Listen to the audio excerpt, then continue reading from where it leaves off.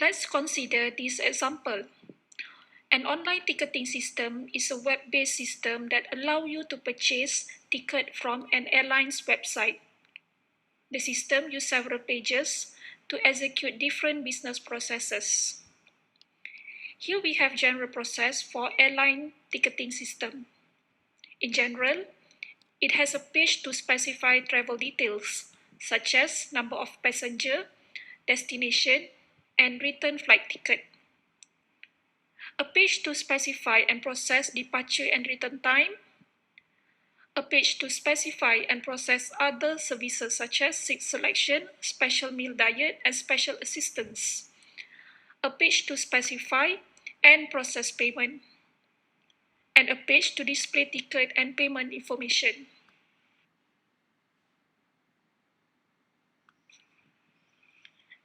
In the first page, the user needs to specify the travel detail. The details such as from departure and return destination, type of cabin, type of trip, number of passengers, and departure and return date. This page also calculates estimated amount for the user.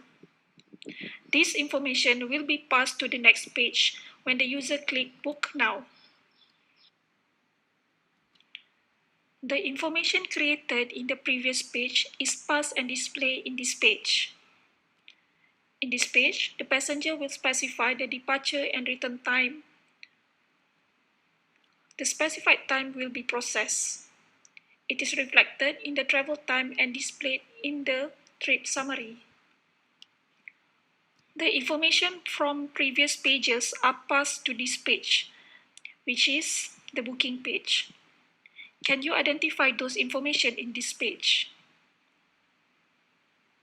The total price of ticket is computed and displayed in the trip summary.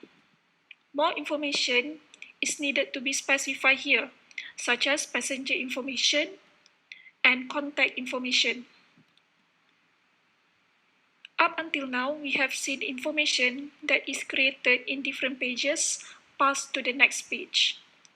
We also have seen the number of data passed from one page to another is increasing. The web application is keeping track of the data created by the user.